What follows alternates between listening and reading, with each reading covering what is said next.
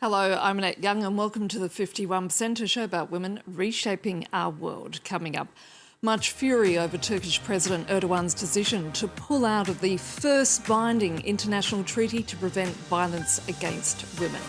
Also, you're over 50 and you've just lost your job. Many women's worst fear in a world where sexist and ageist attitudes still very much dominate the workplace. I'll be talking to American author Bonnie Marcus, whose latest book, entitled Not Done Yet, offers advice on how to survive gendered ageism, and how the world of competitive sports treats pregnant women, with one Italian volleyball player going public in her battle against discrimination. But we begin in Turkey, which has sparked global outrage over its decision to withdraw from the world's first binding treaty to prevent violence against women. The Istanbul Convention was signed by 45 European countries. It requires governments to adopt legislation to prevent and prosecute domestic violence. But Conservatives and President Recep Tayyip Erdogan's party objected to the treaty on the grounds that it undermines family values. Catherine Viette has more. It's the world's first binding treaty aimed at preventing and eliminating domestic violence. And Turkey was one of the original signatories of the Council of Europe's convention at its launch 10 years ago in Istanbul. But now President Erdogan has decided by decree to withdraw from the groundbreaking accord, after conservatives in the government objected to text enshrining gender equality and non-discrimination on the grounds of sexual orientation. They argue those principles undermine family values and promote homosexuality. The decision has sparked outrage both at home and abroad, with the EU High Representative for Foreign Affairs calling on Turkey to rethink its decision. The Istanbul Convention aims at ensuring essential legal protection to women and girls across the world. We cannot but regret deeply and express incomprehension towards the decision of the Turkish government to withdraw from this convention. We urge Turkey to reverse its decision. Violence against women is a major issue in Turkey. According to the rights group We Will Stop Femicide platform, at least 400 women were murdered last year. And data from the World Health Organization shows that 38% of women in Turkey are victims of domestic violence, compared to about 25% in Europe. On March 20th, thousands gathered to protest the government's actions, carrying signs and banners saying, "Withdraw the decision, apply the treaty." Women say they're fed up with feeling unsafe. We live in a country that still doesn't believe in equality between men and women. I think they are afraid of women and of women being the equals of men, and that's why they withdrew.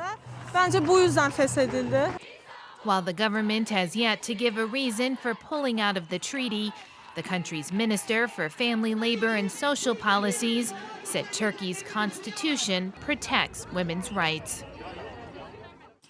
Now, as we've reported before on this show, close to 1 million women have lost their jobs in America alone as the economic fallout continues from the pandemic. According to the Urban Institute in the US, jobless women are 18% less likely to find new work between the ages of 50 to 61 than at the age of 25 to 34. At 62 or older, they are 50% less likely to be rehired. Yet we are living much longer, and the expectation is that we will be, and definitely will need to be, working much longer. American author Bonnie Marcus has written a book on gendered ageism, beautifully titled Not Done Yet, that's just been released in the US. She joins me now from Santa Barbara in California. Thank you so much for your time, Bonnie. What motivated you to write the book? A couple of years ago, I was coaching a 58-year-old female attorney who worked for a tech firm in Silicon Valley. And she had been with this company for about 8 years and found that all of a sudden she was the oldest on the team. But she had been a valued contributor. She was a bit of a rock star. And over time, things started to shift, and she noticed that her workload was being redistributed. She wasn't invited to some key meetings. People weren't asking her opinion anymore. And she was especially worried about the workload being redistributed, because if her portfolio was smaller, then it would be much easier to push her out the door. And so I was coaching her through this painful experience. And Annette, it dawned on me, this is probably not just an isolated incident. So I started to do research on ageism, and in particular gendered ageism, and found that this is a real thing that people have to deal with, women have to deal with in the workplace. Now, you've said gendered ageism is the next Me Too movement. Why? I find that with gendered ageism, women are in that same situation that they were before Me Too. They are ashamed to talk about ageism, how they are targeted due to their age, how they are marginalized. They don't have a voice, and they are very hesitant to bring the subject up or file a complaint, because the law does not really protect them, and so they choose to remain silent. What do companies miss out on by not having older women among their workforce? Well, when you push older women out, you push all their value and their experience and their wisdom. That all goes out the door, too. Women over 50 hold the purse strings. At least here in the United States, women over 50 have the highest income, over 100K a year, that demographic. And so they buy something like 95% of all the household products, and not 80% of luxury products and services. So if you are a company that has that target audience and you're pushing that demographic out the door, you're really missing what could be the key to how to really attract the audience that you want. What would you say to employers whose automatic response is that they need younger employees, even more so these days because of the digital revolution? Well, first of all, we need all voices at the table. There is research that shows that age has nothing to do with the technical ability. In fact, people over 50 show the same amount of competence, if not more, in being technically savvy. So that is a misconception that I think companies need to be much more aware of. So, Bonnie, what are the key tips you would give women, especially those who, courtesy of this COVID-19 economic crisis, have found themselves out of a job? I think that our attitude has a lot to do with it. We need to make sure that we are at the top of our game and improve our skills. And not only that, to research what our industry might need in the future so that we can prepare ourselves and be proactive for skills that may not be in the workplace yet, but will certainly benefit our businesses. And then we're also in the position where we can teach that new skill, and mentor others on it.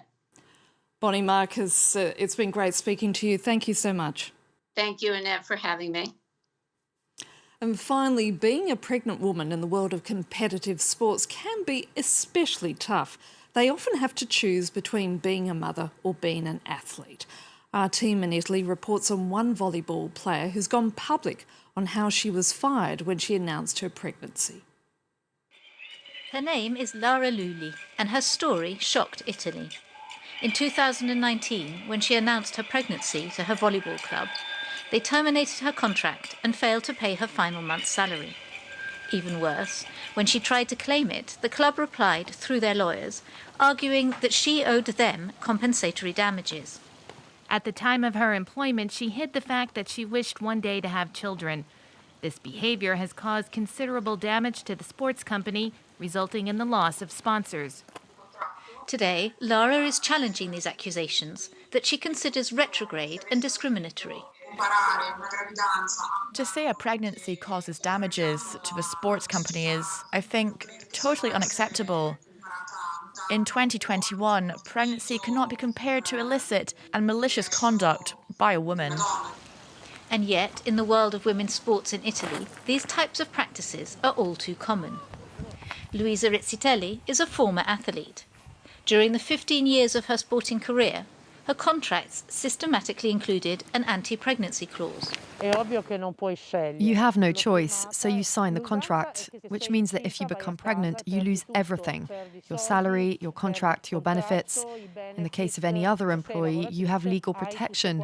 But in the world of sport, women cannot be protected or recognised as a professional player because the Italian state and the world of sport consider all female athletes as amateurs.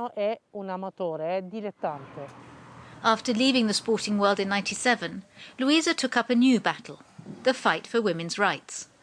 Today, she is leading a training programme against sex discrimination in the workplace. When I go into a company, I use my sporting experience to explain stereotypes, sexism, unconscious prejudices, and how female talent is systematically undervalued. Today, there are approximately 5,000 women working in high-level sport in Italy, compared to 20,000 men recognised as professional sportsmen. And that's it for this edition. We're going to leave you now with some wonderful images of women in sports. So until our next show, bye for now.